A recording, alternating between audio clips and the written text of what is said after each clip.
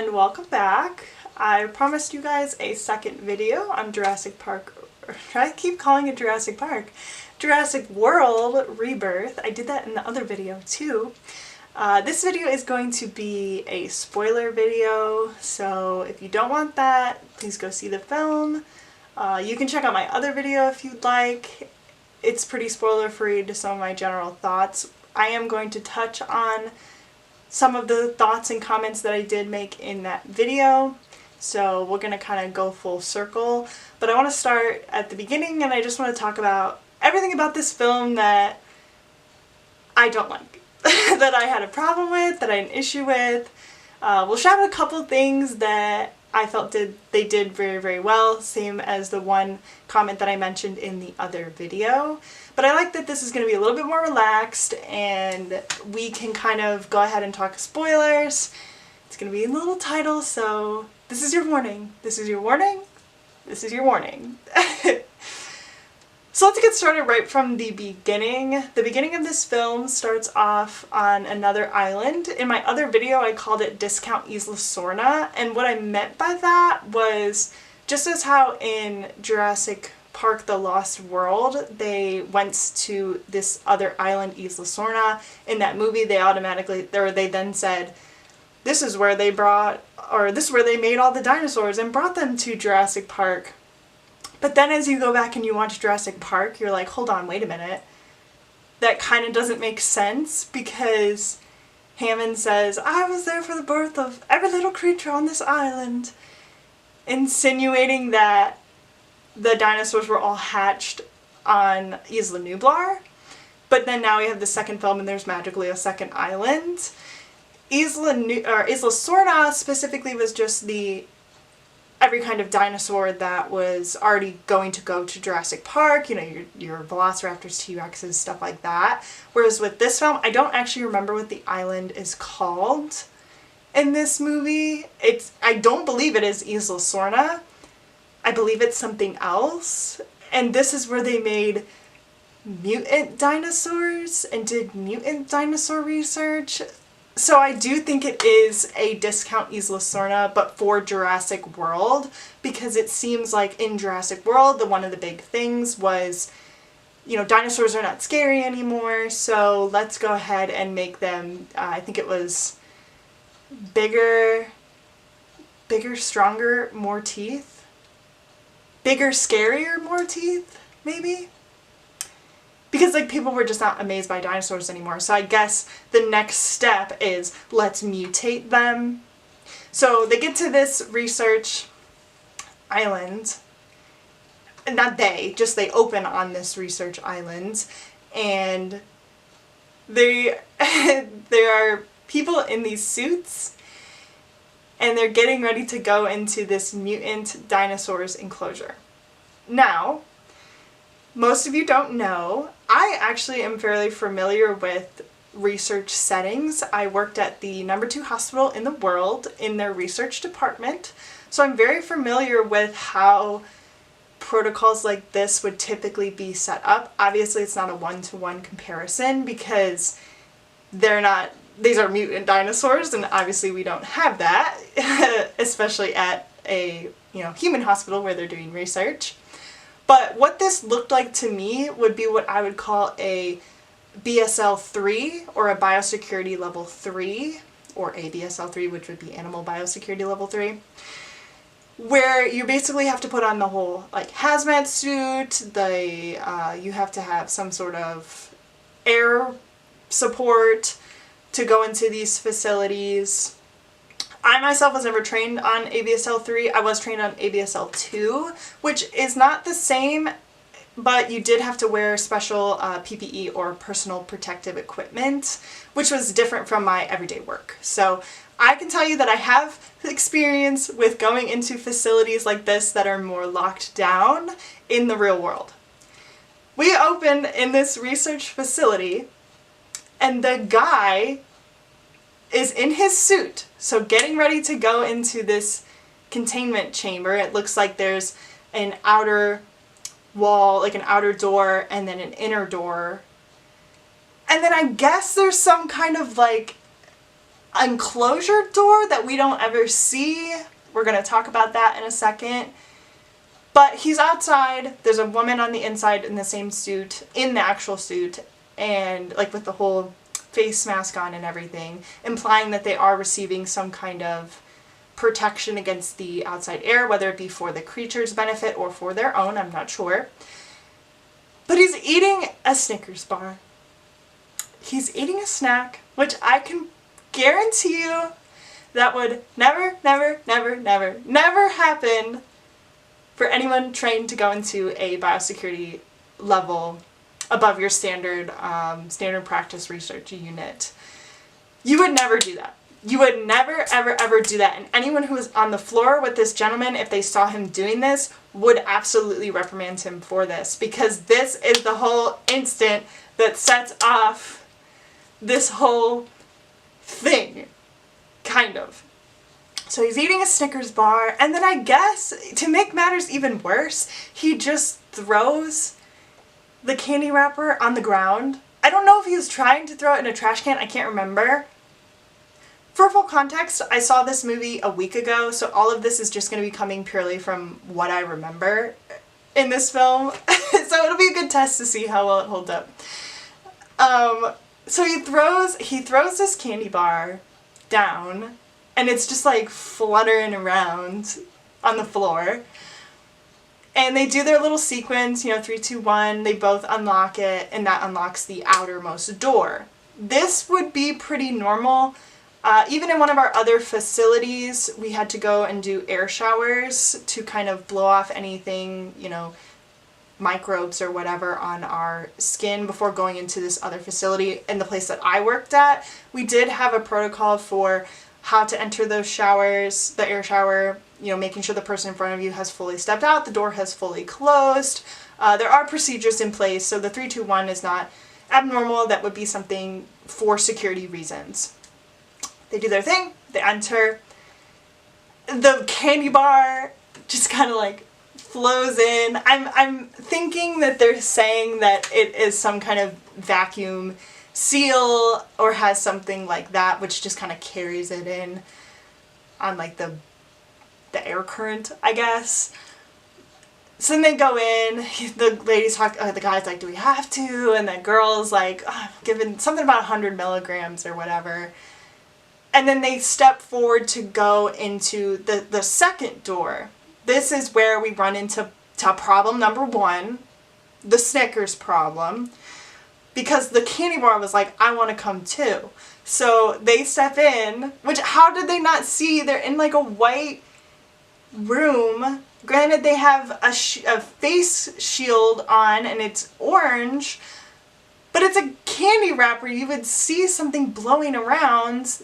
Unless I guess it's just a hard day on the job. But they go in and the door starts to close and the candy wrapper, instead of getting sucked in with them, which is what it implies as they're walking, it's sucking in with them, like the air current thing I mentioned, it gets sucked into the door and then the door fails. Then there's this big blinking lights, containment failed. I think on the computer screen it implies that because this door failed, other things failed, because it doesn't really make sense to me how the alien, which we'll talk about that, gets out, because I'm assuming there's another door or area for these people in these suits to go and work with this creature. So are they saying that they entered the enclosure just in the suits? Or are they saying that because the whole thing failed, the door to the mutants' enclosure opened as well? Or maybe they opened it and they couldn't shut. I don't know how these two people, A, were going to enter an enclosure with this thing because it's proven that it's dangerous. And I don't know what their goal was. Because if they're trying to anesthetize it, you don't, when you're working in wildlife, like at a zoo, you also wouldn't just enter an enclosure with a wild carnivore to work with them. You would sedate them prior, and mostly they do like they dart them whether that be with an actual like darting rifle, but you wouldn't just enter an enclosure. So I'm not quite sure, unless it is implying that something happened in this other door. But I don't know. I think it's just spectacle. But everyone's in the comments going to be like, it's just spectacle, and the first movie had thought into what happened. This has experiences that just happen. Okay? So they're running out, and I'm just gonna call him Silly Suit Guy, who had the Snickers. So the girl runs out, Silly Suit Guy is behind her. Then somehow, like, I think she overrided it and shut the door, which why anyone in that facility wouldn't have shut the door. I don't know. Maybe they're saying that this other outside door is not enough to hold this creature, but we see that that's not true. So why didn't someone just close that and then be like, hey, you gotta get out? And then why are there only doors that are massive? Again, this was the same problem in Jurassic World itself. Why are the only doors huge? There are no human-sized doors because I guess we only work in terms of giant dinosaurs. So girl runs out, Silly Suit Man's running behind, she closes the door, I think. I can't remember. And he does the 3, 2, 1, like, let me out, please. And, the mutant dinosaur. Okay, so this movie takes place in modern day, and it says that the dinosaurs have been roaming for 35 years, I think. Or they've been created for 35 years, I'm not quite sure. But it starts off in New York, which, shout out to New Yorkers. I'm a New Yorker part-time, and they get it exactly right with traffic, and there's a Apatosaurus, I believe, and it's like the last one, and it's dying, and the people are sitting there just honking at it, which is so stupid. But the guy is, you know, white billionaire guy is sitting there, and he's trying to start recruiting to go and do this mission.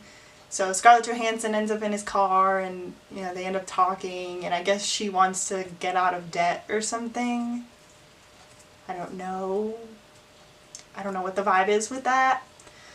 But we learn about her character. She wants to get out of debt, and they're gonna go do this thing because he wants to help prevent cardiac disease. And the only way that they can do that is by using the 3 largest dinosaurs on this dinosaur island. So we're going to the island again. But it's also because the dinosaurs that I guess were roaming throughout Dominion have started to die. They're not doing well with human climate. Who would have thought? And now they are dying. So they have to go to this one specific place. But in order to learn that, Scarlett Johansson and White Billionaire, that's just what I'm going to call them. We're going to talk about the characters, okay? In this little review, I'm going to be referring to White Billionaire, and once again, I'm going to try to put like little pictures of who I'm talking about. White Billionaire, Scarlett Johansson, I don't remember what her character's name is. Scientist, we're going to call the one guy the scientist. The family, then there's the dad, older sister, younger sister, and annoying boyfriend. That is the family. Okay, I don't remember their names either. It's not that important. Boatman, can't forget about Boatman. And then pretty much everyone else is kind of irrelevant. So that'll tell you who's important in the movie. Anyways, Scarlett Johansson and White Billionaire go to this museum who's having an exhibit on dinosaurs, and it just so happens to be the dinosaurs that are on this island. Titanosaur. I can't for the life of me remember what the big flying thing's called. I'm sorry. I should know. I don't. And Mosasaurus. So they're having an exhibit on these creatures, and I guess the scientist was a consultant for a white billionaire on if these dinosaurs could help cure heart disease, because they never had heart disease. Which is wild, because no, but whatever. And basically he's like, hey, you're going on this mission. And scientist guy's like, I gotta think about it. And he chews these freaking mints. It's a sensory overload. I hate it, and I know that's what they were going for, and I don't like it. And then he's like, fine, I'm going.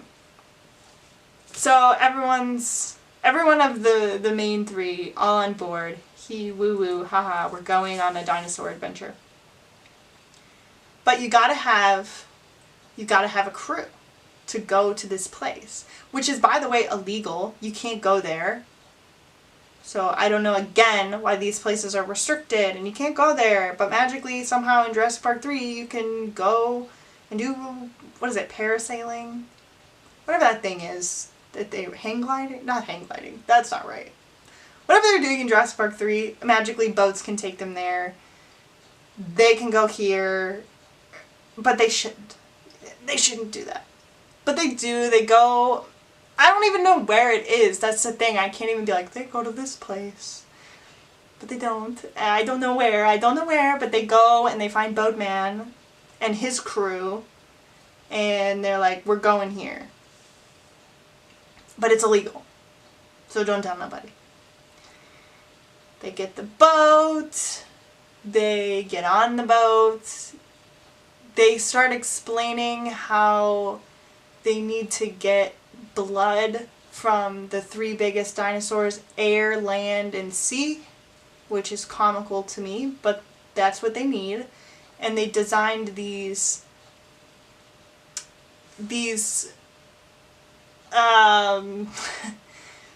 vials, I guess, that have a big needle on them, and you shoot them into the creatures and they fill with blood, and then once they're done filling with blood, they rocket off and have a little parachute and float down so they can be retrieved. And the first one they're going to go after is the Mosasaurus. So they all get on the boat. Oh, I forgot about the white Australian man. He's really not relevant, but they all meet, they're all chatting in this boat, and they're gonna go find the Mosasaurus. It's tracked, I guess. So they have this map and it knows where this dinosaur is, which is so convenient. They know where they're going. They say in the film that it is illegal where they're going, but nobody goes there anymore because it's so dangerous, I guess. So nobody would go there. So they say, oh, we're going to come from this. Oh, they did mention some place. They say they will come from some area because it's less guarded, but nobody really guards it anyways. So it's kind of like, what are the stakes? None, except the dinosaurs. So they get on the boat, and then we cut to the family. They're on a sailboat, and they're doing like a trek between two places. I should look up where they were going. I don't even know if I could find it. But anyway, they're on the sailboat in the middle of the water in a restricted area, so I don't know how they got there, but I guess there's so little guards that it doesn't matter. And the dad has been steering the ship, and older daughter wakes up, and annoying boyfriend wakes up, and he's just not good. People found him funny. I did not. But I don't laugh at most things in movies, so I know I'm a stick in the mud. But the dad was like, hey, can you come steer the ship so I can get some rest? And the boyfriend just sucks. He's lazy, annoying, and was like, I want to go sleep more. So the dad says, okay, I'll just keep it up. And the dad and the older daughter have some tensions. But it's not relevant. It's not important. So they continue and they go on with their journey. the family is trekking on this boat, this sailboat, and they get hit by something.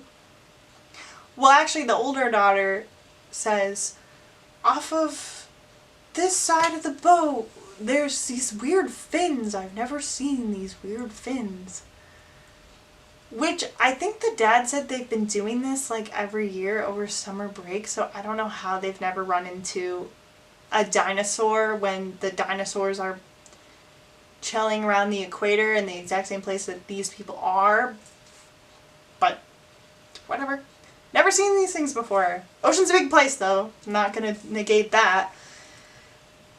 The creature, which is not the creature with the fins, this other creature, which we find out to be Mosasaurus, spoiler, but that's what this video is, attacks their boat, and they all get knocked from the boat, and annoying boyfriend is stuck in the lower part of the boat, and the dad, kicks the door open, or was trying to kick it and he couldn't get it, or he was telling him, get the emergency radio. So he gets that and he gets out, and meanwhile the dad comes back to the surface and older daughter's freaking out. Where's Ezekiel? Gabriel? I don't know his name. Annoying boyfriend, that's what we're gonna call him. But she's screaming for him. The sailboat, I should mention, flips upside down. So they climb up on the bottom of the boat, and annoying boyfriend's missing. But he pops up, and Mosasaurus starts swimming behind him. And I don't know why, in all of these movies, something that's designed to swim in water, when it needs to, swims at like a little paddle boat's pace. They do not swim fast. It bothers me greatly, because creatures that are designed to do things tend to do them well, and swimming, which is what the Mosasaurus does, which I touched on in my little review, and I will talk about more later, it swims. That's what it does. That's the only thing that it does, and it should know how to do. But it's tense, it's Jaws all over again. It's Jaws Jurassic Park version. He gets up on the boat, he's fine. The dad then starts, sending out Mayday, Mayday. Cut back to the other boat. And Mayday, Mayday, Mayday. Blah, blah, blah, blah, blah. The French character was sleeping while he was driving the boat, and they're like, Mayday, Mayday, Mayday. And he doesn't hear it. You don't need to know anything more about the French character, just that he speaks French, and I am learning French, so I think that's cool, but I think he could have had more character, personally. Honestly, though, the script is too bloated with the amount of characters that it has, so he didn't need to have more character. There wouldn't have been enough for him to do. He needs to be a dietary supplement for some dinosaurs, unfortunately. But anyways, the boatman comes over and hears the Mayday, Mayday. And then they're all magically on the back of the boat, and they're really, really, really close to the Mosasaurus. Really close. So they're like, full guns ahead. But Boatman's like, we need to go get these people and save them. Because his son died.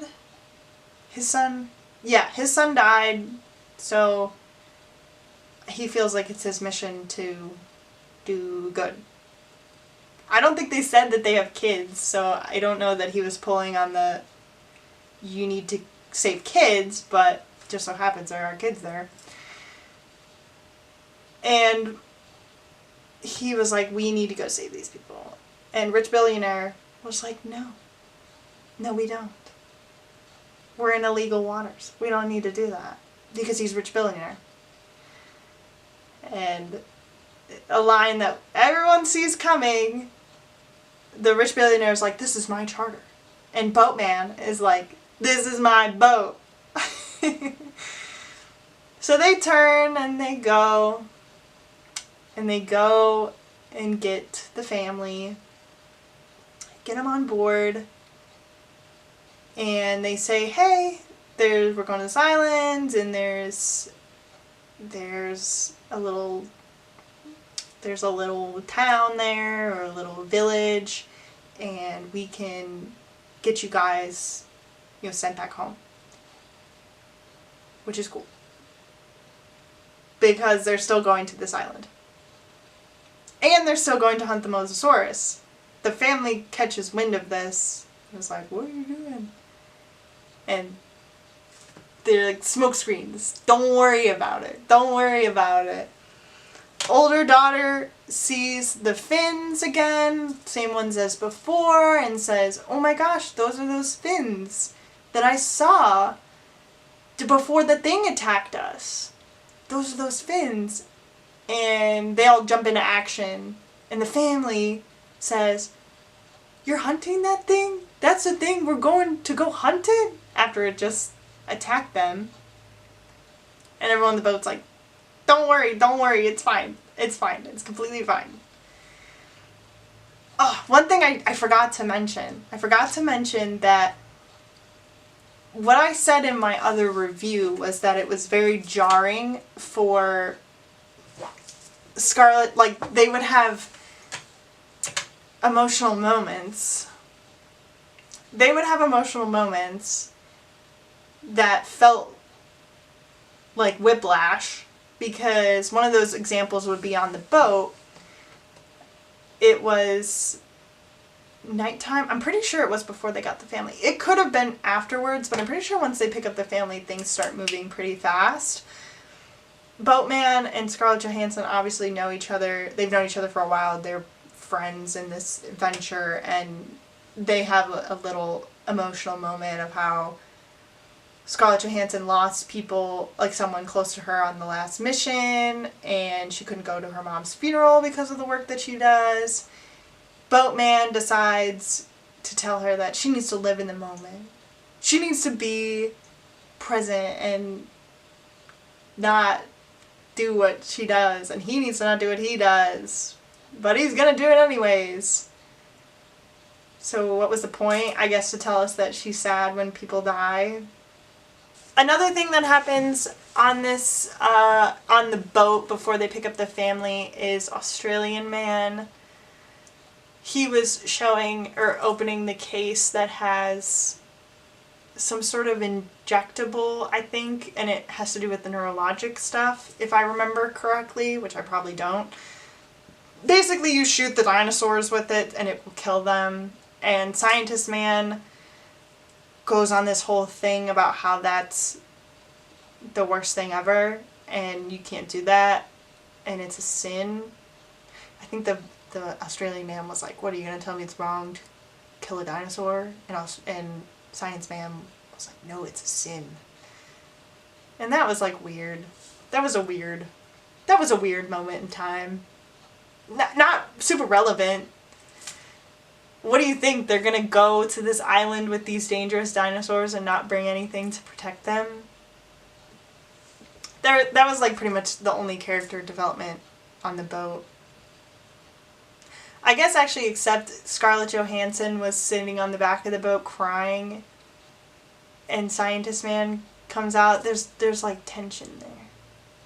You know? There's tension. But not in like an aggressive way. And she's crying, and he says, oh, I can't sleep. And she says that's how you know you should be in this work, because nobody can sleep the day before the mission, I guess. And he says, like, what are you crying about? And she's still crying about somebody that died on the other mission. And maybe it's like her partner, whether that be like romantic partner or just lifelong work buddy. I'm not sure. But it was a moment. It was nice, I think. It wasn't super relevant, I guess. So, whatever. Anyways, back to the boat where they're hunting down the Mosasaurus and the family's on board and all that jazz. They find the Mosasaurus. Now, this is where I was confused, because then they say the line. we found the Mosasaurus. No. It found us. Ew. Look, I want to throw up. That's gross. Ew. This Mosasaurus, what I said in my review was, it's just swimming on the top of the water. It's just like a dolphin would, going like this, and it's allegedly hunting the boat, but the boat is here and the thing is here, and it's not like course correcting to go and hit the boat. We just saw that it can hit boats, maybe only sailboats, maybe only boats that aren't moving fast. I don't know, maybe this boat scared it, but it didn't look scared. It just looked like it was doing the dolphin move. And so Scarlett Johansson gets clipped into the boat by Scientist Man, and she loads the gun, and with the vial, but the Mosasaurus hits the boat and she almost falls off, and it's like, you see its little eyeball under the water. Woo, so cool. Because it goes under the water, and then it comes up and hits the boat, which why wouldn't it have done that the whole time? I don't know.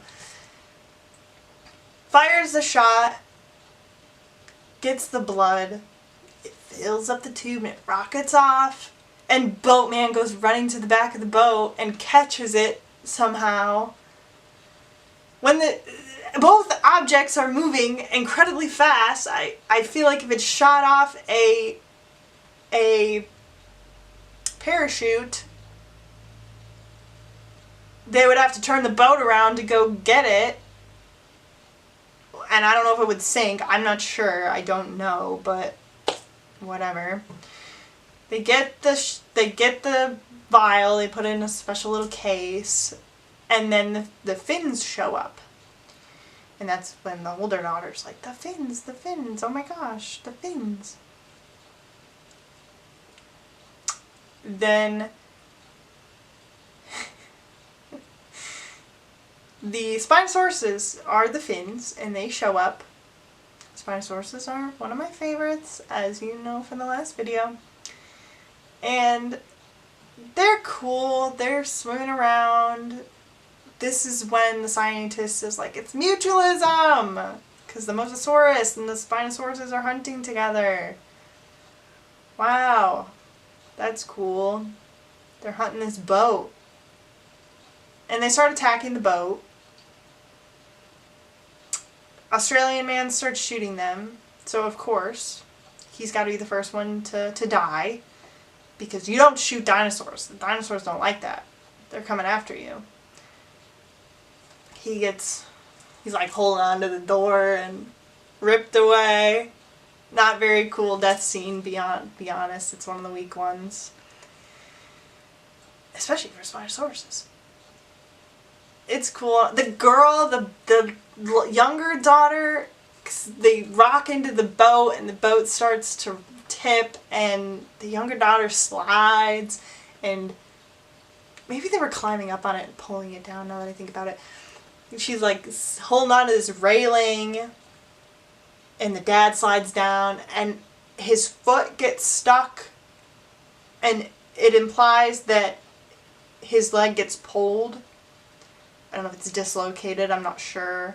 But Dad grabs the little girl right before the Spinosaurus can get her. Pulls her back in, so now Dad's injured. Family runs to the back of the boat, and the older daughter, and the dad like can't walk or something, and the dad, or the older daughter's like, I'll go to the ship and say mayday, mayday, just like before, and he's like, yes, the coordinates, or where we are, which I don't exactly know how they know where they would be, unless maybe it's on the mayday system and it'll give you coordinates. I'm not sure, I don't know how boats work, but she goes over there to try and call mayday, mayday, but billionaire, white billionaire, stops her and is like, no, no, no, no, no, no, no, no. It's all protocol, it's all good, it's all good. When I don't know why he was so worried, because even if the cops did show up, they could say, hey, you're in restricted waters. But he could say, the dinosaurs were chasing us. I guess they're really, really far into the restricted waters.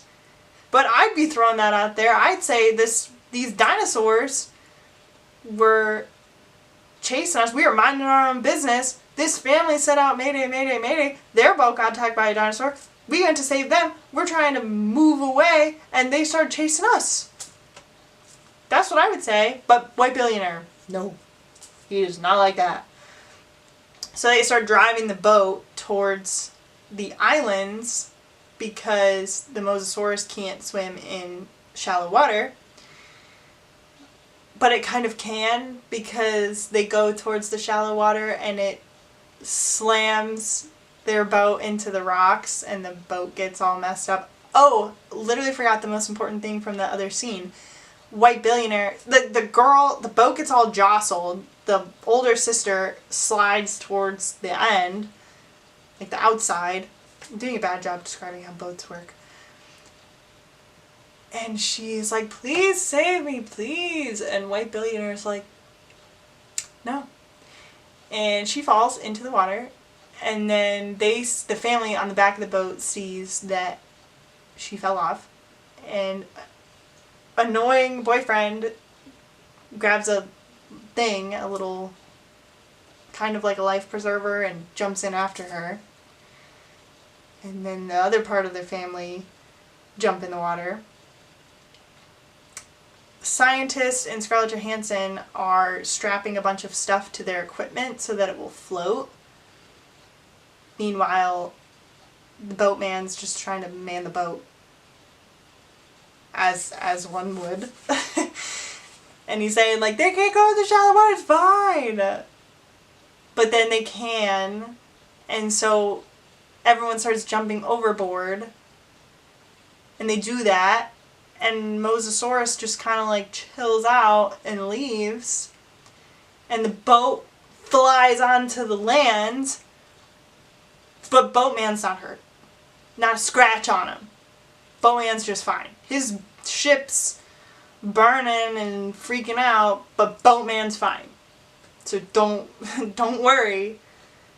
He's really important, okay? He's a really important character. There's 2 other people on this boat after Australian man who have not had any relevance except the one guy that speaks French. Speaking French. That's it. Just so we're all on the same page here. Boatman's really important. Not. Just so you know. Okay. So the family and the I don't know what to call them. The mission people and the family get separated. And they're just swimming in this water, and there seems to be no issues. They're all just swimming. The family swims into this little cove, and they all get out of the water. Spinosauruses are just, they also peaced out. They don't care. They just really didn't like the boat. They said, I really don't want this boat here. And then once the boat was gone, they're like, sick. That's why it's restricted waters, bro. But they couldn't really go anywhere, but they made that very clear. Restricted waters, Spinosauruses, The mission people end up elsewhere on the island. They climb onto shore, they're clearly exhausted. They're dragging their stuff, and then their stuff gets on the sand and weighs really heavy because it's not in water anymore. And for some reason, Scarlett Johansson and the scientists are carrying like this really small amount of their equipment, and this other girl who I've yet to mention, and there's a very clear reason as to why. I don't know her name. I don't know who she is. She's like tugging this huge thing of equipment for some reason. And they do that thing that I hate that I absolutely hate, where there's a forefront shot and then there's something in the background. In the background you see a Spinosaurus roll over and then disappear. She goes behind this giant piece of equipment, or pile of equipment, and you see the little fin come up, and girl gets got by the Spinosaurus and dragged away. Boatman and her were apparently very close. I don't know how, I don't know why. Maybe I missed that. But this movie also has another problem with when people die or are actively dying, they just shout their name like over and over and over and over. And you think that I would remember what this character's name was that just got munched, but I don't, because she was so not relevant to the story. But Boatman comes running over and is just screaming her name over and over, like, bro, she ain't not coming back. She's busy, alright? She's busy right now. He picks up her little bandana. It's all soaked in blood. The beach is running with blood. Will say, not a terrible death scene. I didn't hate it.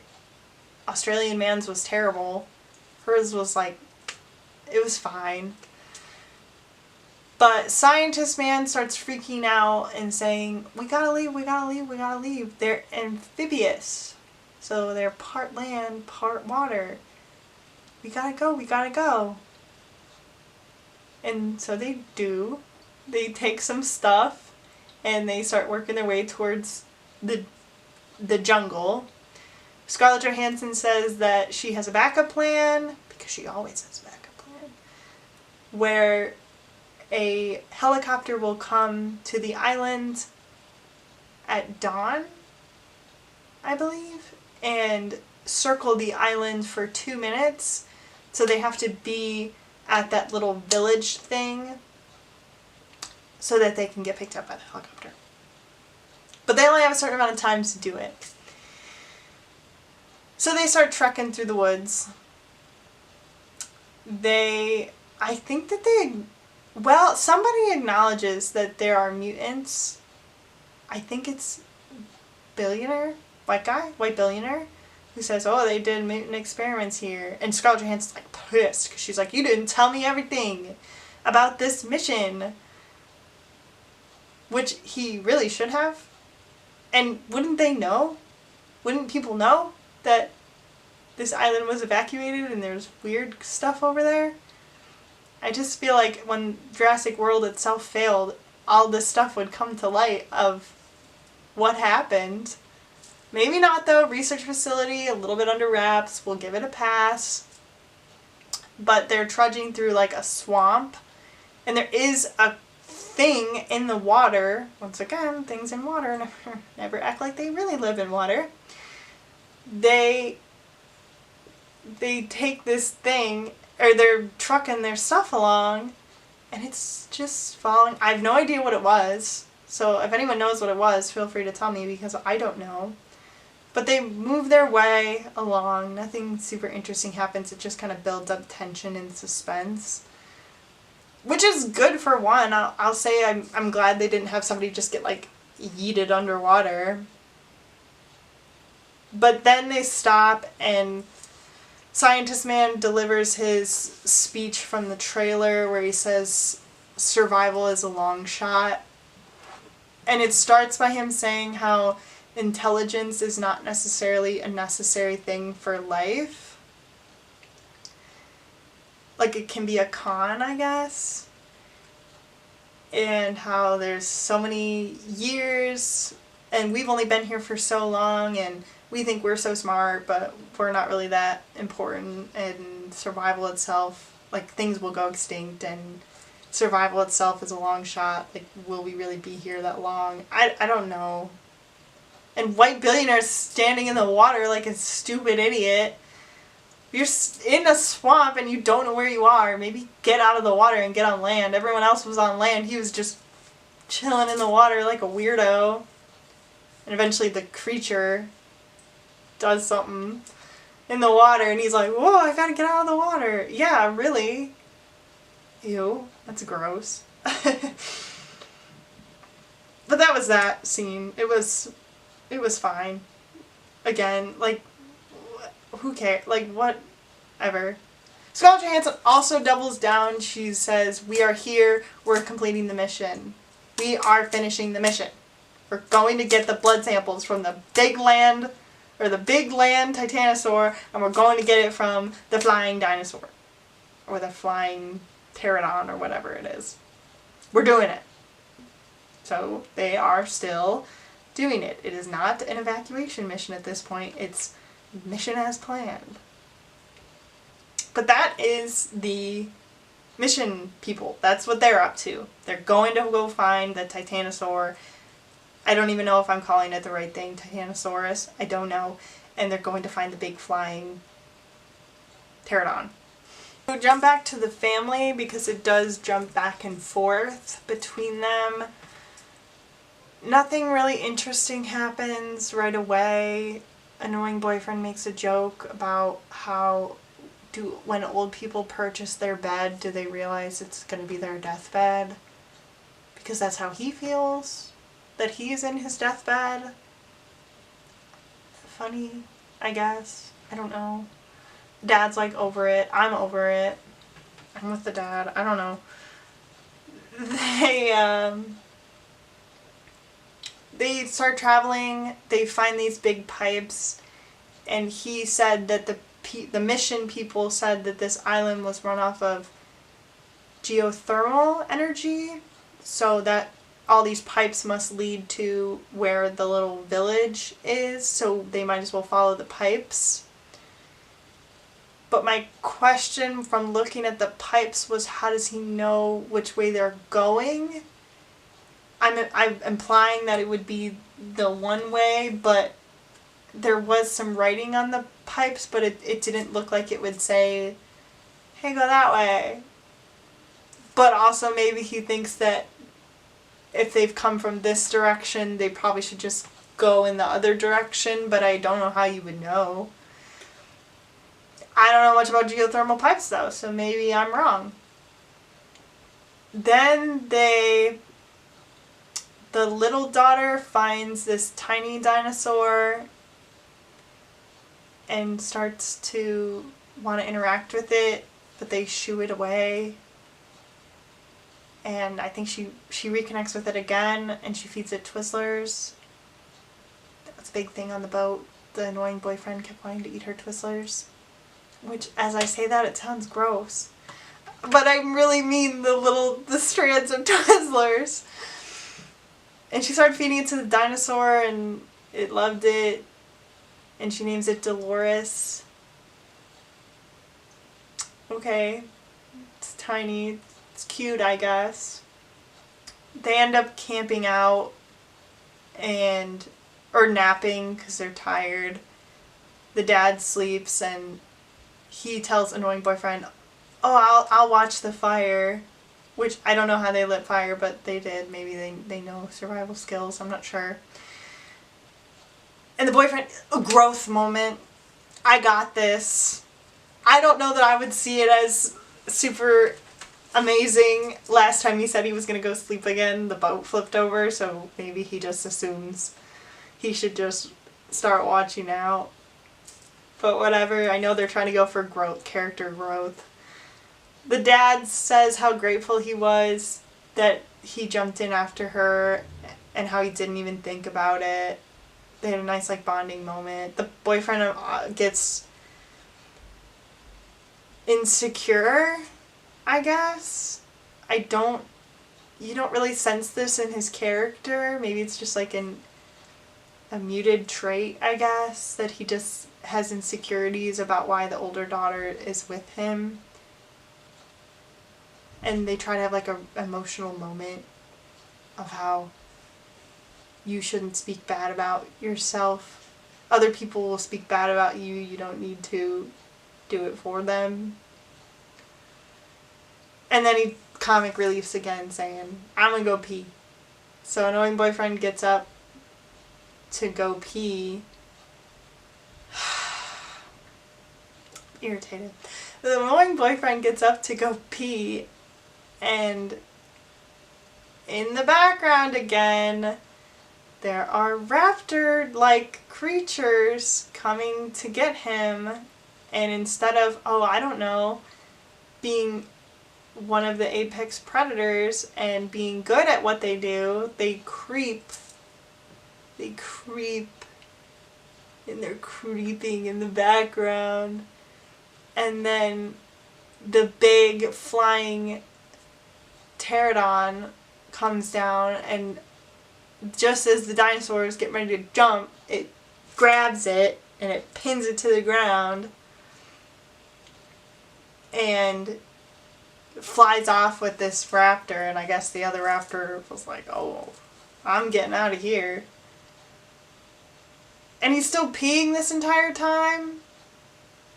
I think he was like, whoa. I think he looks back and sees at one point, it's like, oh God. I think he makes a quip or a line. I don't remember what it was. It wasn't funny. It really wasn't tense. I didn't think it was a tense scene. For me personally. But you might. I don't. Then we're going to leave the family for a second, and we're going to go back to mission people. Mission people end up in a field.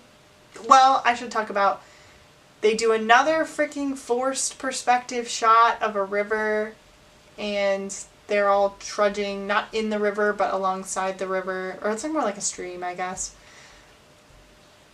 White billionaire stays back, and when they open up the shot, there's a helicopter that was crashed there, and he gets stuff dripped on him, and it's a skeleton, and it's got a gun. Not like the skeleton's coming out to shoot him, just like it's holding the gun, and he pokes at it until he can get the gun. I don't know how a skeleton, because it looked like a pure skeleton, is still holding a gun. I don't know how the gun wouldn't have just fallen out of its hands, but he's got a gun now. Also, when did this helicopter crash here? Also, are the bullets any good? Whatever, he's got a gun. White billionaire, gun. They then end up in this field, because we gotta have a field shot, you know? Gotta have a field, and running through the field. I think I accidentally said Jurassic Park 3 for the field. I meant Jurassic Park The Lost World, where Jeff Goldblum and them are running through the field. And I guess you could say Jurassic Park 3 when they're running from the Spinosaurus, but that's not the clip that I was referring to. I was referring to when they're bouncing through the field in The Lost World. They were running from the Velociraptors, but any of these movies has a shot where they're in a field. Another forced perspective shot. They're standing in this field with all these tall... They looked like corn to me, if I'm being honest with you. They looked like corn. All these plants, and then they see this tail rise up, and then there's a hill, but you didn't know it was a hill because it was a forced perspective. So then you see this giant dinosaur. It's a Titanosaurus.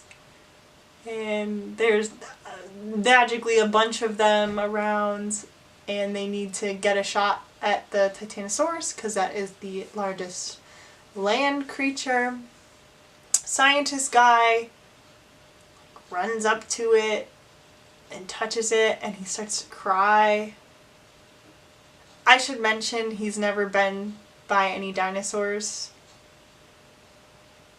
Maybe he visited the park, like Jurassic World, but that I don't know if that was implied. I just know that he's never touched a dinosaur before.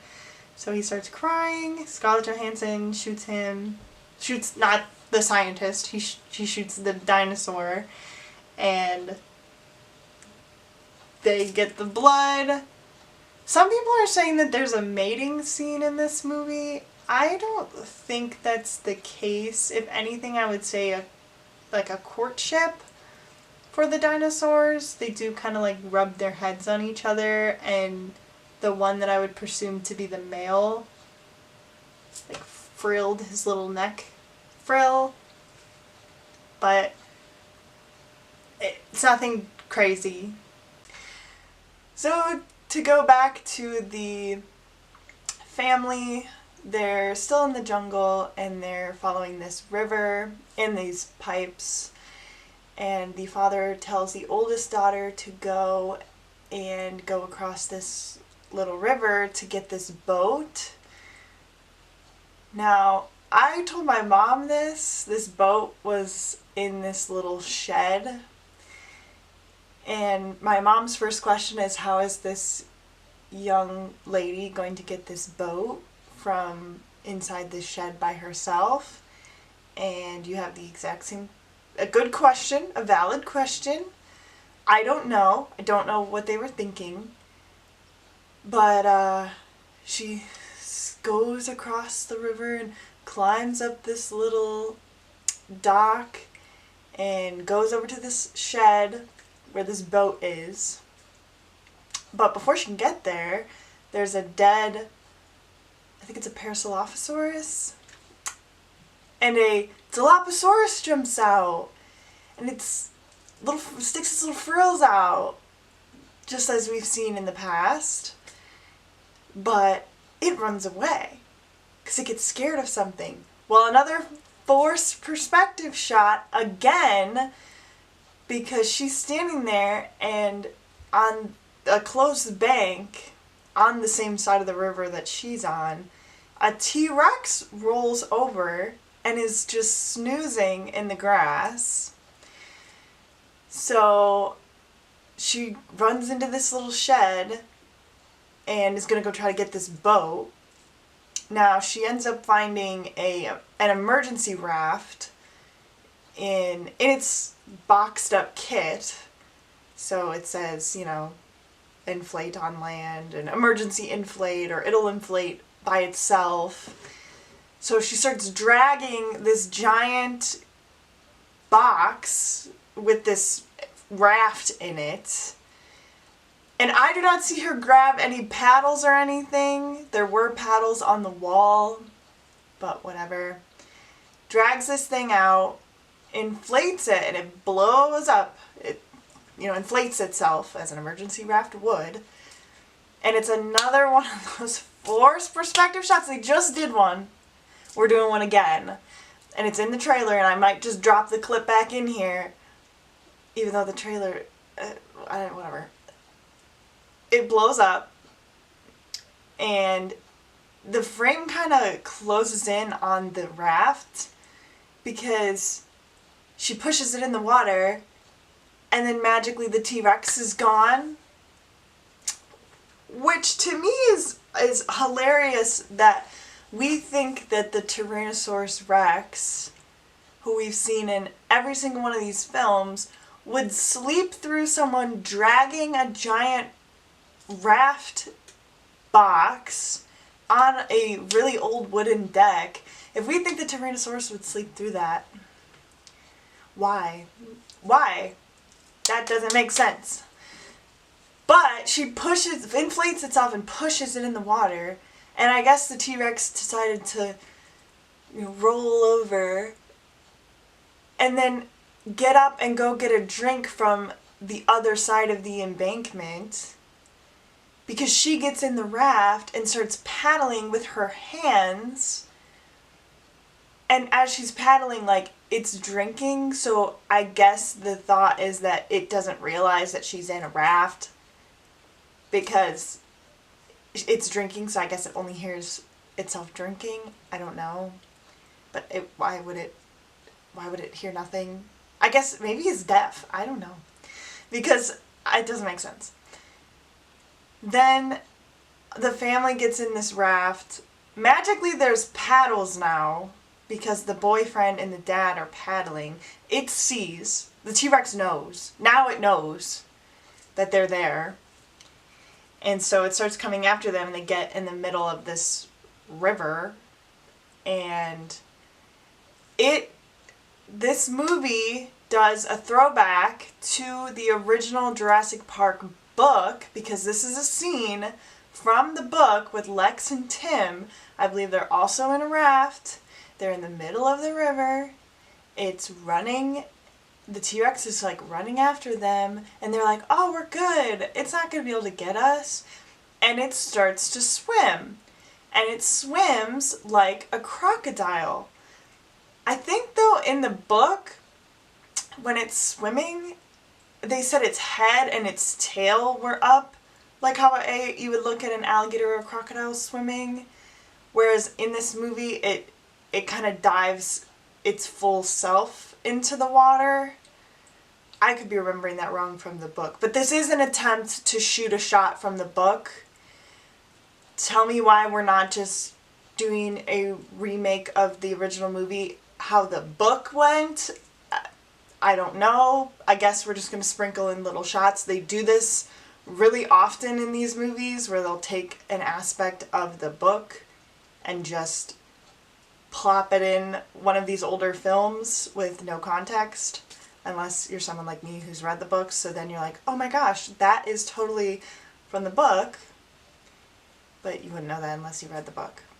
And the book did it better, but whatever. They're paddling this thing. This thing is swimming. It comes out of the water. Magically, it's standing. I guess they get to the end part where it's shallow. It bonks them off the raft with its head. And so they all get tossed into the water and start to swim. And then the T-Rex gets out of the water, and it sees the dad like floating down the rapids of the river. And it gets to like an end part, and you also see in the trailer, it starts yapping in the water, and the dad doesn't get bit, he gets around, and he gets to these like, it looks like it was supposed to be a structure, because it looks like it's got like arches, but he gets behind that and he hides, and then he's like screaming for his kids. So he gets behind this structure, and he's like screaming for his kids. Older daughter comes. The boyfriend is like swimming, and then he shows up. And then the little daughter, the youngest daughter, is the raft flipped over, and she's underneath the raft. There's like a little air pocket, and she's in there, and she's like screaming. And a dinosaur hears her, so I guess my thought about him being deaf is not true. And so he goes to this raft, and it starts to bite the raft. And this raft, let me tell you something, the white billionaire needs to stop what he's doing, and he needs to go and investigate whoever made this raft, because this raft is magical. It's otherworldly with the kind of strength that it has. Because it's biting the T-Rex, which, by the way, busted through the roof of a car, threw cars off cliffs, or like into its enclosure. But it can't bite through a raft. It can't. It just cannot. And then it picks up the raft, and it like squeezes it like a dog toy. It goes like, it doesn't pop the raft still. And the dad's like screaming, once again, screaming the kid's name. I think the kid's name is Isabella. I don't remember. Screaming the kid's name while they're potentially dying, which is cool. And the T-Rex like throws down the raft, and you don't see the girl, so like, oh my gosh, she's dead. But she's not dead, because she pops up and she starts swimming, and it starts coming after her. This thing that was just running down the bank and moving at a good pace cannot catch up to this tiny child swimming down the rapids. And it wasn't like the rapids was like swooshing her away. She's having to swim, and she makes it through the little archway, and the T-Rex's head comes through. I think there's a trailer shot. If there is, I will also put it in here. And he's snapping and screaming. And then he just gets up and walks away. He's like, well, screw this. I can't get through this little rock structure. T-Rex has thrown jeeps. Has busted through all sorts of things. Has busted through giant tree logs. Remember the original scene where they're in the Jeep and he busts through stuff? Tiny rock structure? Mm-mm. He's over it. Over it. He goes away. Then they all just start laughing. They all start laughing after the T-Rex is gone. They don't know that he's like fully gone, but they just start laughing, having a great grand old time. And then what happens? There's a tiny bit of tension. Maybe they're relieving the tension. The raft bursts out of the water. Fully intact. No issues. This raft just bursts on the scene. It's almost comedic. Because this is a magical, mystical raft that someone needs to research. This raft. They should have just never left this raft. It would have saved them from anything in their life. But it bursts on scene, like the true actor that it is, and they get in the raft and they go down the river. So that's the T-Rex for ya. T-Rex has joined the party. It did the little cameo shot. Okay, so back with the missions team. They have to go get the third dinosaur's DNA, and it's the big flying pterosaur. So they go up to the top of this cliff. I don't know how they got to the top of this cliff so fast, but they did, because movie magic. And they start to rappel down to where there are some ancient ruins in the side of said cliff. They never explain what the ancient ruins are or why they're there. Some people are really upset about this. I really don't care. Sure, people lived there, whatever. But they're there, and this is where the pterosaur keeps its eggs and its nests. But they start to rappel down. Boatman and White Billionaire stay at the top. French guy, Scarlett Johansson, and the scientist rappel down. The scientist does make a little kind of quip about how they're going to have to harvest the DNA from the eggs because these dinosaurs are as big as planes, so there's no point in trying to get it from them. I guess the thought is like if they're flying, they're hard to hit, and if the parachute blasts off, how are they going to find it? But they find and catch all the other ones, so I don't know. So they go down, and they go down in there, and the scientist picks up an egg, and he starts to collect fluid from the egg. This is not out of the realm of possibility. Scientists do and are able to inject through eggshells without breaking them. The only thing that I have a problem with is if that was the case, I feel like the needle on the vial would have to be very different from the needles that we're using for the other dinosaurs. I feel like it would just have to be maybe thinner. And especially, I don't know how they accounted for that when they were going to have to go after the big dinosaur. It seemed like the egg was like a last minute thought. Maybe they did plan for it. The scientist was like, hey, we're gonna want to go for an egg. But I don't know how they would know that they were laying eggs at that time. But maybe he's a smart guy, so he just accounted for it. I'm not sure. But it does seem like something that could have easily gone really, really wrong, but just like so happened to work out. Okay, so scientist is picking up the egg and getting the fluid from it, and this is where there's a tonal whiplash scene. Him and Scarlett Johansson start to talk, and he basically asks her if she's ever thought about not doing this mission for a white billionaire and instead making the research for this cardiac drug open source so that everyone can research it, so that everyone can have access to it, which I thought was very preachy.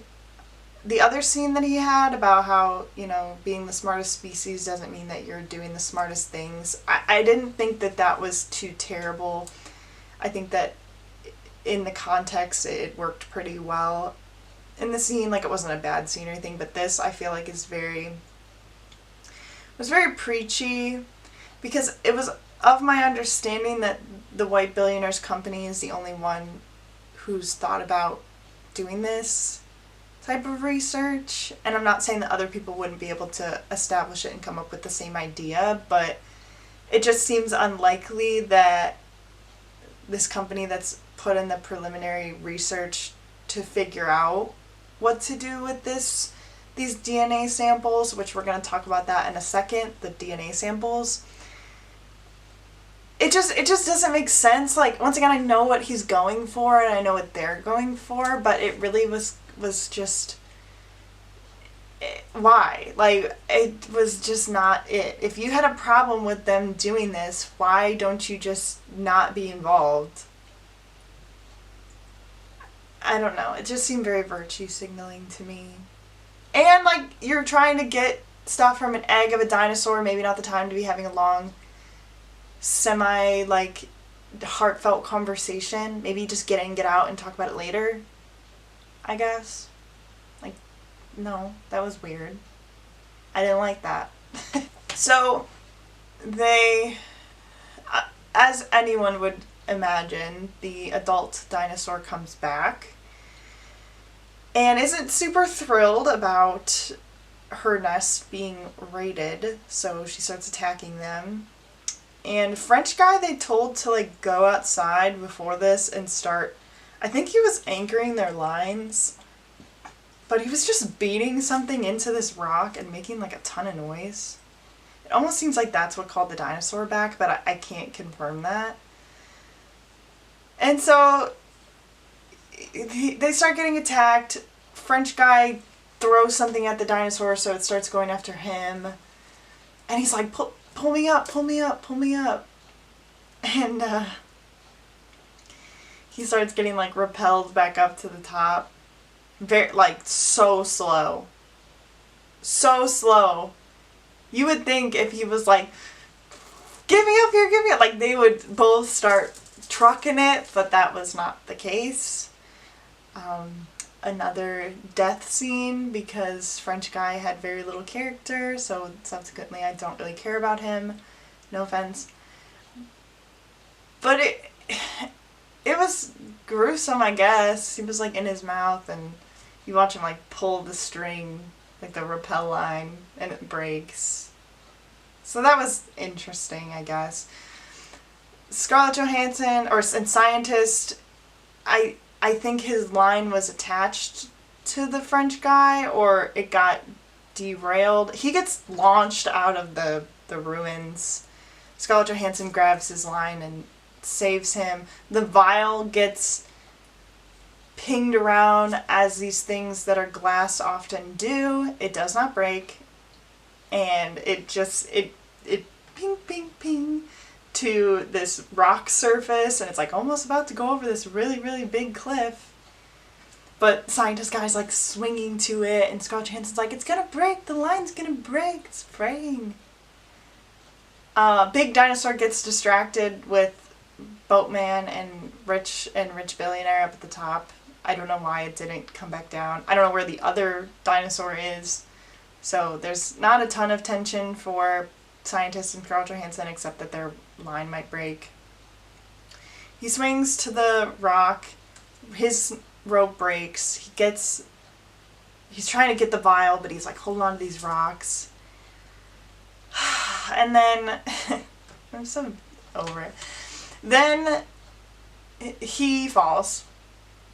And he falls off this giant cliff.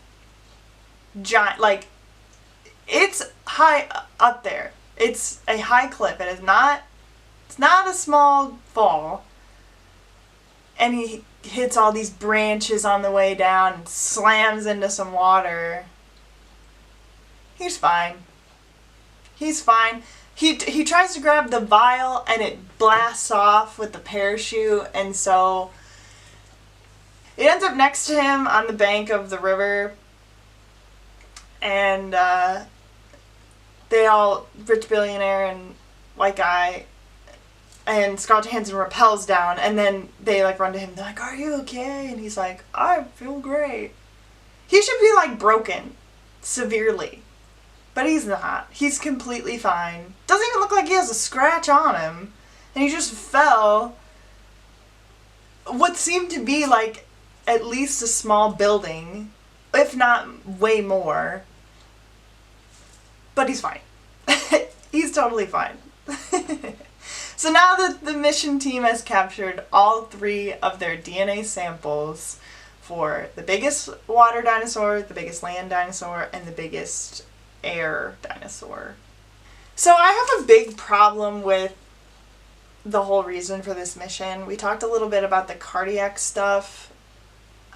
That I think is just so silly because A, how do they know that these animals don't get heart disease? And B, why would they think that animals that are nowhere close to humans would be able to assist in understanding heart disease in humans? We have examples of animals on our planet today that do things differently than humans. And yes, we can research and understand them, but I don't think that we would just take their DNA or their genes or whatever they're attempting to do. For example, lobsters don't really die of old age, so they can technically live for like a really, really, really long time. But we're not injecting lobster blood or lobster DNA into us, at least that I know of. I think sperm whales are resistant to most cancers, and at least they're a mammal, so they're at least a little more similar, but I also don't think that we're doing that. And not to mention the fact that in veterinary medicine, when you would want to obtain blood from some of the larger animals, such as cattle or horses, you do have to hit a vein, and there's very specific areas that are more beneficial for getting a vein. Whereas with this, they're just shooting these things wherever they please, and it fills with blood. I'm not sure if they're trying to say, oh, because these creatures are so big, that they can just fill this tiny little thing of vial with blood from wherever and whatever amount. But then how does that work with the egg? Because you're still going to need to get so much from the egg. And like, I just don't think that these things would fill with blood and fill with blood as fast. These things fill up like a soda fountain machine, like a fountain drink machine. They just fill right up. That's not how that works. That's not how that works. Lastly, if the only goal is to get genetic material from these animals, don't they have access to the information of how these dinosaurs were created? Is their DNA not sequenced somewhere? Maybe they're implying because they're on a restricted island that it's not, but I don't see how they've been around for so long that they wouldn't be able to obtain these animals' DNA any other way. It's amazing to me. It's just, I mean, like, Jurassic World was around for some significant portion of time. I'm sure that the DNA for these animals, whether it's in embryo form, stem cell form, blood, whatever, is somewhere. Someone has it. And you did not have to do this. This is pointless. And that's what makes this movie so stupid. Okay, what else can we talk about? They're making their way to the downtown, to the little village, and magically they both end up at this village or central part for the research area. They both do it at the same time. The family and the missions team is what I'm talking about. And older daughter starts freaking out when she sees the other team because she's like, where's that guy? Where's White Billionaire? Like, he left me. He caused me to fall off the boat. He didn't save me. He stopped me. And Scarlett Johansson early on in the movie was like, hey, what happened with that girl? I think I touched on this earlier. But if I find out something weird's happening, I'll leave you to be part of the food chain. And basically the older daughter's like, you left me. I could have died. I hate you. And so there's a big conflict. And remember, White Billionaire has a gun. So he's like, put the case down with the vials, put it down. And he handcuffs it to himself. I don't know where he got the handcuffs. That's never addressed.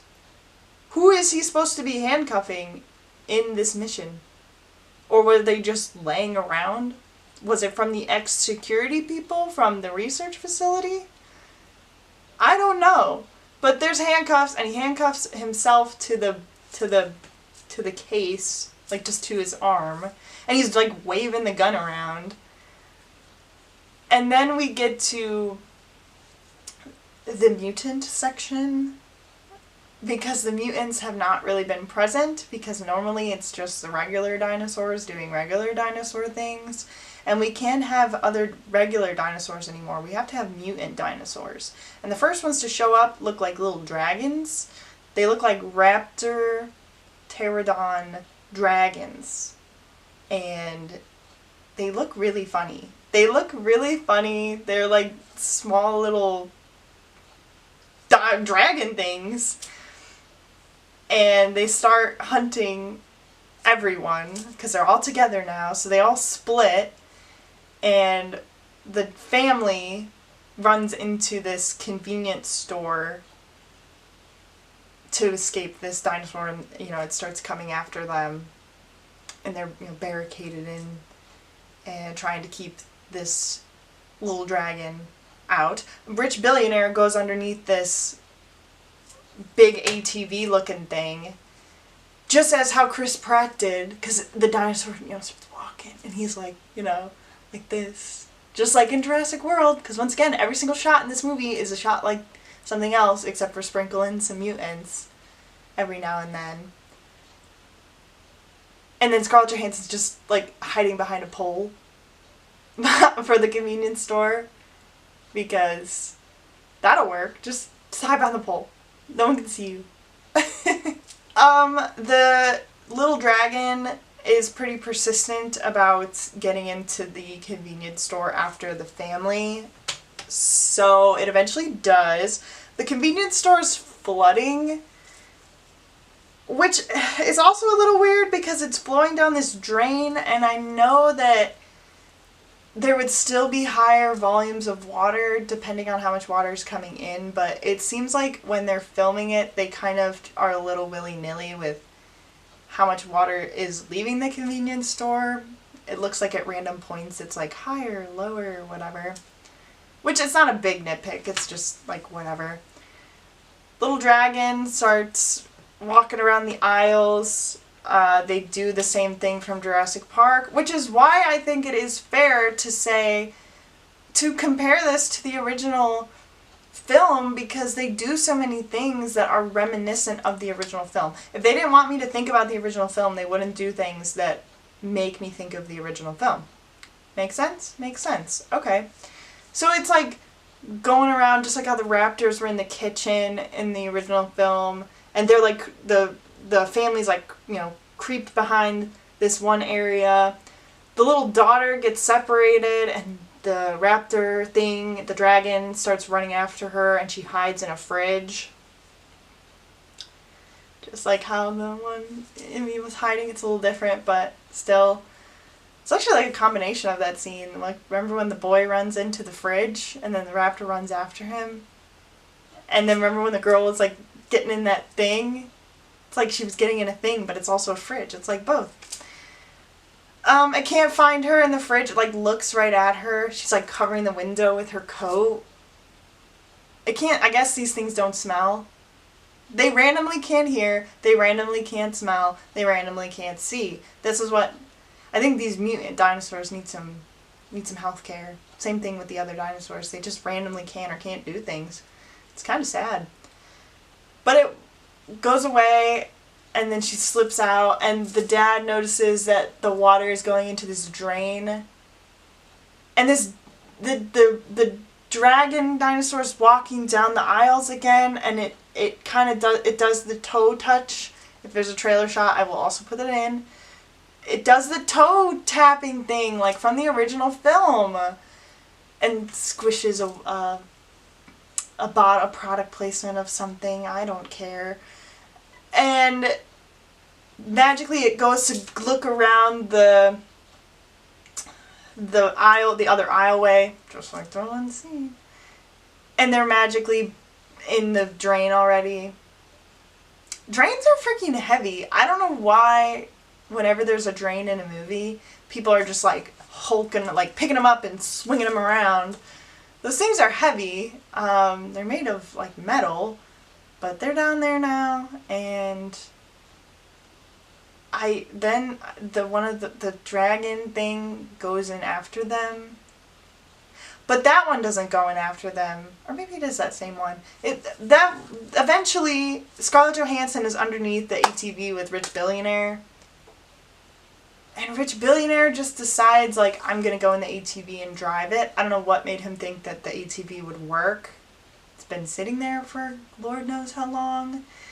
But he turns the key, or he gets it started and it works, but it's blaring, like, alerts as if he's not supposed to be driving it. Because he's not, he doesn't own this vehicle. So it's being like, freak out, freak out, freak out, and it's blaring all these noises so it attracts the dragons away, and or like to it, and then it drives off, and Scarlett Johansson hears from the one vent that the people went into the vent. Or maybe the little dragon hears it first. I don't remember. Full transparency, I don't remember. I don't remember if Scarlett Johansson goes into the grate first because she hears them, or the dragon went in there first and then she went in there after the dragon. Scarlett Johansson ends up with the gun. I think Rich Billionaire dropped the gun at some point, so she ends up with it. And she's, regardless, going to go kill this little dragon that's now in the pipe system, because it's going to go after the family, and we can't have that. The boatman and scientists split off. I think it's because they were also just running from the creatures, but I'm not sure. I don't remember. Or maybe they were like, we gotta go get the helicopter or something. Because I do believe that the helicopter was starting to approach them. But let's follow up with what they're up to. This part of the movie, like this third act climax, it's just a lot. It's a lot to talk about, and so I feel like I'm starting off doing a kind of poor job, but it really is just a jumbled mess to try to get through everything, but we'll try our best. If you've noticed, the mutant alien dinosaur has not shown back up yet, and don't worry. It will. So don't be sad. He will show up. Boatman and scientists end up in the research facility. They talk about how it was a research facility. They talk about how they made mutants. Magically, I guess Science Guy knows now. When I thought that Rich Billionaire was the only one who knew. Maybe Scientist Guy knew too. But if they're like looking at him, there's a dinosaur in a test tube thing, and it's got two heads, and it like looks weird.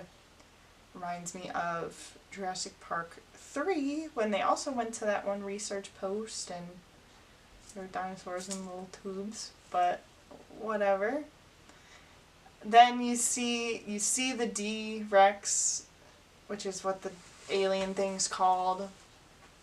And they're like, oh boy. And I think this is when they hear the helicopter, and Boatman's like, you better make sure that this helicopter lands. I'm gonna go get everyone. So science guy runs up to the top of this roof, like on this thing, and starts trying to signal for the helicopter, because the helicopter's flying, and they're like, I don't see anyone. I have an issue with this dang helicopter. When they show the helicopter, they show that this helicopter is like filled with people. I do not see empty seats in this helicopter. And it does not look like, if everyone from the original crew had made it, that they would be able to fit in this helicopter. I don't know if Scarlett Johansson was like, this is my helicopter, peace out. But why was it filled with people? How is that a rescue helicopter? They can't fit.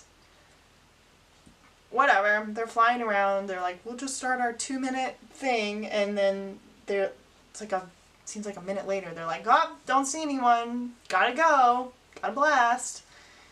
And finally, scientist guy gets to the top of this area. And there's flares. Because there's always flares.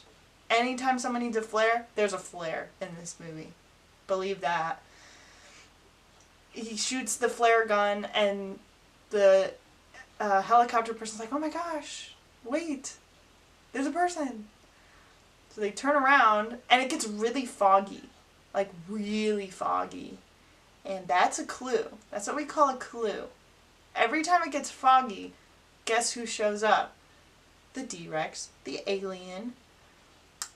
And that's exactly what happens, because the giant helicopter comes back, and you think it's going to come get them, and then magically the D-Rex has a helicopter in its mouth, and it crunches it, and it throws it, and then the helicopter explodes. Something that I noticed in this film is that it appears that the size of the D-Rex keeps changing.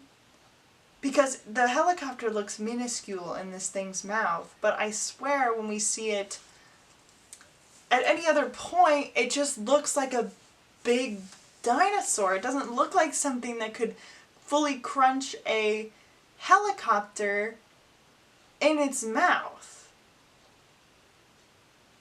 But that's fine, it's an alien. Maybe it shapeshifts. I wouldn't put anything past these creatures at this point. Because why, whatever, you know? It just is what it is. But basically their rescue helicopter is bye-bye. And everyone in it who would not have been able to save the people is also bye-bye. So good for them. Bad death scene. Not cool. Don't like. Disappointed. So then scientist guy is like, oh shoot, that's not great. And he runs off, and he hears, I believe that he hears them inside of the vent. So he goes into the vent after them. Scarlett Johansson's chasing the family in the vent system, the underground tunnel thing. Family's there, they see the little dragon that's after them, and Scarlett Johansson shows up in the nick of time and shoots the dragon dinosaur, and it dies. So she shoots it with the gun. That's bullets, should not work, but it does, so yay. And they're running because they said, because scientist guy shows up and he's like, there's no helicopter. The helicopter's kaput. So they're like, oh, there's a boat, and we saw this boat from video cameras. I don't remember where the video cameras are supposed to be. They definitely see it somewhere. Ooh, maybe in the research lab? Maybe that's what Boatman says. Maybe Boatman's like, there's a boat! Somebody says there's a boat. And so they get to the end of this the end of this tunnel, and there's a gate. It's a big iron bar gate. I think it's very similar to Fallen Kingdom. Or Dominion. I don't remember. No, Dominion. Definitely Dominion. But they're like, I think they were stuck behind a gate at one point. But the little girl can sneak through the gate, and she can go ahead and open and press the button. Meanwhile, older daughter looks back and sees that there's another dragon dinosaur, and it's biting through the bars in this other area adjacent to where the big gate is. So it's trying to break in to get them. And that seems also like a scene from the book a little bit. In the book, when Jeff Goldblum gets injured in that iconic scene, he's back at the main center of the park, and when he's laying in bed, while he's like trying to be tended to with his wounds, velociraptors were on the ceiling of the visitor center, and they start munching through the iron bars that are normally electrified, but they're not because there's no power. They start munching through the bars, and he talks about how he can feel their saliva dripping down onto him as they're munching through the bars. And as you progress through the book, I think it always reopens with like, they're this far through the bars, they're sticking their head in. Whatever. So that's what that reminded me of. Maybe it's not a tie-in, but whatever. Little girl goes out of the big bars, and they're like, press the thing, open the gate, open the gate. Which, how do they even know that this gate's gonna open? I just don't understand why equipment just works. I don't understand that. Okay. But when she goes out there, D-Rex shows up, and it starts going after this little girl, and then everyone's like, hey, come over here, from inside the fence, so it looks at them. I don't know why I would do that, but sure, whatever. She opens the gate, and they all get out, but they have to like run away from the... Oh, no, they don't. She doesn't do that yet. Meanwhile, Rich Billionaire has turned into the evil guy. He's now the villain, because they make note, the team makes note that Rich Billionaire is going to try to get to this boat to get off this island, because he's a villain now. And he's in that ATV thing, so like they're like, we gotta get there first. And so he comes blaring through with this ATV that is still flashing and blipping and bleeping, and the D-Rex puts its foot on it, and it stops it, and he slams into the front. And D-Rex does not like cars. Just as much as the Spinosaurus hates boats, D-Rex hates moving vehicles. He hates them. So he grabs, because Billionaire Guy tries to like crawl out of the back, and he grabs him, and he bites his head off. Like D Dinosaur or whatever bites Rich Guy, and the case and his hand fall down. Hand is reminiscent of the first film. Remember when isn't his name Arnold? Pretty sure it's Arnold. Remember when it falls and Ellie's like, oh, thank you, and then it's just his arm? Yeah, it's just like this, except for his arm just falls down. Which I thought was a little gruesome. I think his death was also pretty well done in this film.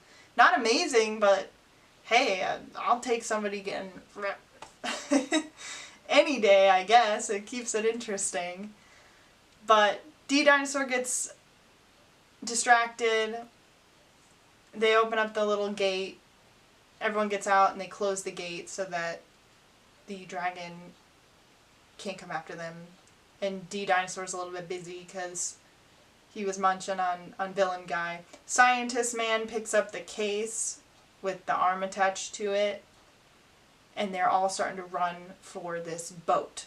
So they're all starting to run for this boat that's, hoisted up, and they're trying to get it down, and it's not coming down.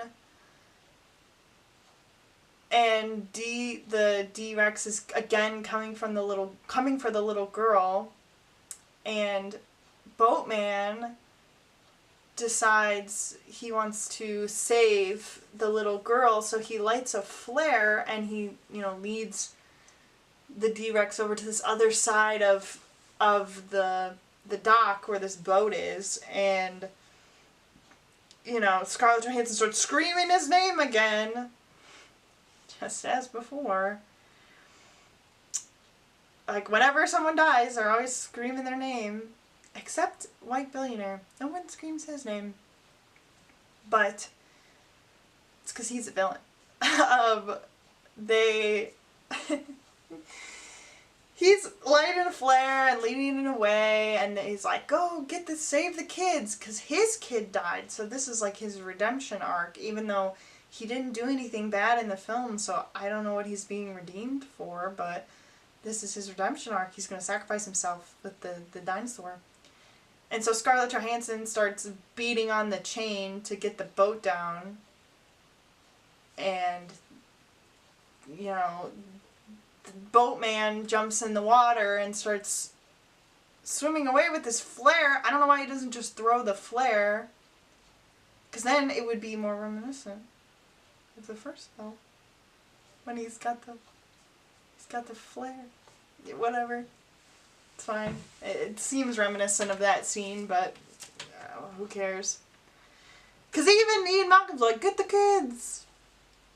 Boatman's like, get the kids. See how I'm saying you've seen every scene in this movie? I'm not joking. I wasn't making a joke. I'm very serious about that. So he goes off into the jungle. Dinosaurs coming to get him. And basically they see that the flare goes out. So they're like, oh, he's... And it like roars. It's like coming in, it roars, and it goes to get him. And they're like, no, he's dead. And so they get in the boat and they start up the little motor, which still works, by the way, and they still have gas somehow, but we're not going to talk about that. And they're driving, they're like trying to get it started, and the kid's like, because the dad's the one trying to start the boat, and the kid's like, start the boat. And he's like, yeah, I'm working on it. So at the last moment in time, they get the boat started and they go away. And Scarlett Johansson's still just screaming out Boatman's name, who I think is Duncan, but I don't, sure. But we're still calling him Boatman, because he's just always around boats. He's relevant. And at the last minute, a flare gets sent up. I don't know how he has a flare gun. Maybe he got it at some point. I'm not sure, but he shoots up a flare. And they go back and they get him. They get him in the boat. And it's a happy moment, and so many people were so thrilled. And he's not gonna die. You know every character who's going to die, so there's not a ton of suspense for me. While this is like 1 a.m., mind you, that I'm seeing this movie, but even my brain's like, he's not gonna die. There's no way. And so they get him in the boat, and then they start going, and I'm pretty sure Scarlett Johansson tells Scientist Man that she wants to give the science to everyone. Which, the case magically, by the way, does not have an arm attached to it. I don't know where the arm went. Not that that's a super big point, but still, where did it go? And of course she says that. Of course, that's what they're gonna do. Sure, fine. What if nobody else knows how to work with it? But whatever. Yay, happy moment, on the boat. Done. Movie's over. I want to know, so they're on a tiny, stupid boat now. How are they going to get past the Mosasaurus and Spinosaurus? Are they just going to pray that they just leave them alone? What kind of engine is on this boat? How are they supposed to get to any other place? How did they get back? This does not seem like a big... Because I think they swirl the music at the end, as they always do with these films. Yes, they do, because they're riding on the boat, and I think that there's a bunch of dolphins. I think earlier in the story, one of the characters from the family says, oh, maybe it's a bunch of dolphins, or this doesn't look like a bunch of dolphins.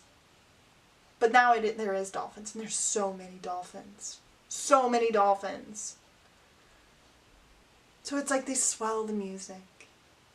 And everything's good now. Everything's great. So I just want to know how them being on this boat is seen as everything's fine now. That doesn't make sense to me, because the whole issue started on a boat with boats. A boat got flipped over. A boat was careened into land. Now they're on an even smaller boat. Maybe it's a little bit better than the sailboat. Sure, I'll give it to you, because it has a motor, but what? What? I don't understand. Everyone died. That's my headcanon. Everyone died. The Mosasaurus came and just bonked him out of the sea. Spinosaurus said, no boats here. And took him out. Even at the best case scenario, everybody has PTSD and has to go to therapy. Me included. Because this movie broke me. It broke my spirit. I was really irritated. Everyone clapped at the end of the film, not me. I just sat there and was like, well, at least I have some popcorn to take home. That's the only thing that I took from this movie. I got some popcorn out of it, and that was cool, I guess. I don't know where you go with a story like this. I don't know where you go. It says it's a rebirth. It's a new era. A new era of what? The dinosaurs are dying. Now there's mutants? Are you going to tell me that there's going to be mutants everywhere? They're probably going to... I'm going to tell you this. They're probably going to make a mutant, and they're going to make a mutant Carnotaurus, and then the Carnotaurus is going to camouflage and blend in. Even though I guess they kind of did that with Indominus Rex, now that I think about it. That was in the second book, by the way. That the Carnotaurus blended in and out of things. But honestly, go and read the books, and you'll probably know some of the things that are going to be in these next movies. I just... What? And the other part that sucks is I feel like there's not enough good movies coming out that this is going to make so much money, because it's the only thing that's super interesting, except maybe Superman, I don't know, that it's going to make a lot of money, so they're just going to keep doing it. They're just going to keep doing it, and they do that with so many of these franchises. They finally got the hint with Jaws a long time ago and said, we're done, we're not doing Jaws anymore. They finally got the hint with Indiana Jones, I hope, and said, we're kind of over this. Please, don't do more of them. That movie sucked. They're not learning it with animated series like Shrek. We're making a Shrek 5 for some reason, and it looks like garbage. They just redid How to Train Your Dragon in live action, which it's so funny because How to Train Your Dragon and Jurassic Park are my favorite films, and it's so crazy to think that they're both in theaters at the same time. I didn't see How to Train Your Dragon live action, and I really have no desire to. I think that the first one's fine. I don't need to. I also didn't like the design of Toothless, but that's a side point. It looked just about as fake as everything in this movie. Not a single animatronic puppet anywhere, so everything looks like flat. They don't look textured, even when the scientist touches the leg and it's hairy, I guess, and he's crying. It looks terrible. Why did we move away from practical 3D, practical actual effects, and go to CGI effects? I know why, it's money, okay, I know. But those looked so real because they were there. I beg anyone, if you're even still watching this part in the video, which, hi, thank you so much for sticking around this long for me ranting and raving. But go back and watch the original movie. You might think it's not fair to compare, but they do compare to this. They compare it to this original film. Go back and watch it and you will see that the actual practical effects really do make a difference. They make your viewing experience more suspenseful, more action-packed, and more thrilling because it's there. The actors are acting against something because they can actually see it. That matters. It does. You might not think that it matters, but it totally, totally does. So, it might seem like I absolutely hate this film, and I almost feel like it is so bad that it's good, and it's so mediocre that there's no point to really even hate it. You can't expect the 7th film in a franchise to be good, and if you do, then have you watched movies ever? Name the last time a 4th movie in a franchise was the best one. I'll try to name one. It wasn't the best one, but at least Shrek 4 was good. Happily Ever After. That one was good, at least. It wasn't amazing, but it was good. A good, not great, if you will. But I just don't understand. It can't just be for money. It really can't. And that is what it is for, but you can't make these movies just because you want to make money. You lose everything that made the first film so impactful. I would say even Jurassic World, even though it was so silly and so unrealistic, at least they had the park open. They had an idea of something that would be of interest. I don't know how we went from dinosaurs are really cool and people like them and would like to see them on the big screen to let's make mutants because people don't like dinosaurs. When? Why? Why are you like, let's make crazy why can't we just keep regular dinosaurs? Because it's not interesting? Because you can't get people to watch your movie? Well, maybe it's because your movie's not written well and it's not, the script and the plot make no sense. If I was to make a Jurassic World film, I honestly think that they should do a remake of the original and do it like the book. I just think it would be super fun. But I think that they also, why don't they go back and delve deeper into how the actual park originally was built? The scientists having to discover how to process the DNA, how to grow up a creature, and all the struggles and thrilling events that would come with that. They have to build a fence. Okay, so how do you build a fence for a raptor? I don't know. Electrify it? Well, what if they climb out?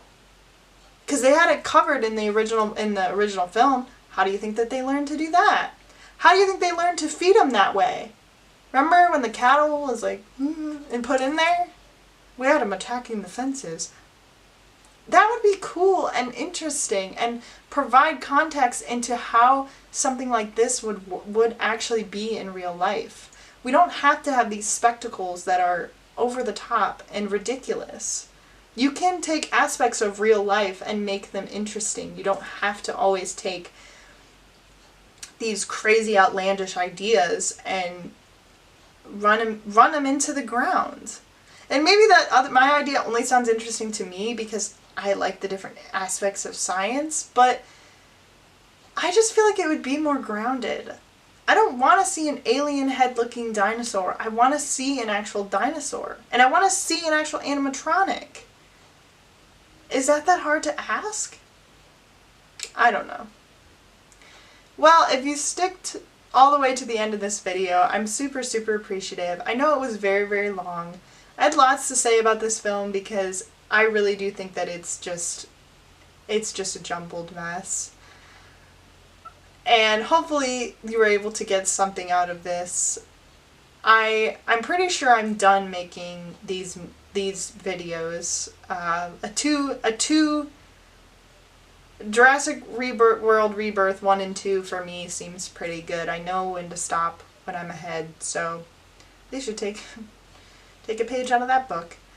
I will go ahead with regularly scheduled programming, which I do want to make videos on veterinary stuff and reptile content that is once again, the purpose of this channel, if I ever get around to making those videos.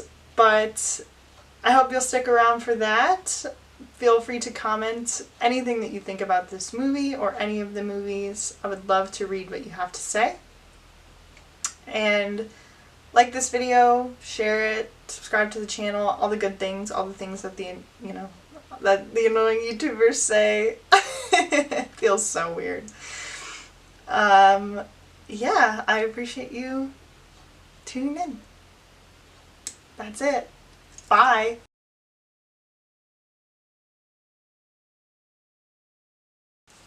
Oh boy, I feel like I'm not in the frame. Like, am I in the frame? I don't know. We gotta talk about how part of this video looks like I have no hair, and I look like that, or I look like I have a bob. That's not gonna go well. Also, do I acknowledge that I'm filming this over 2 days and just randomly look a little different? No. Let's just keep it a secret.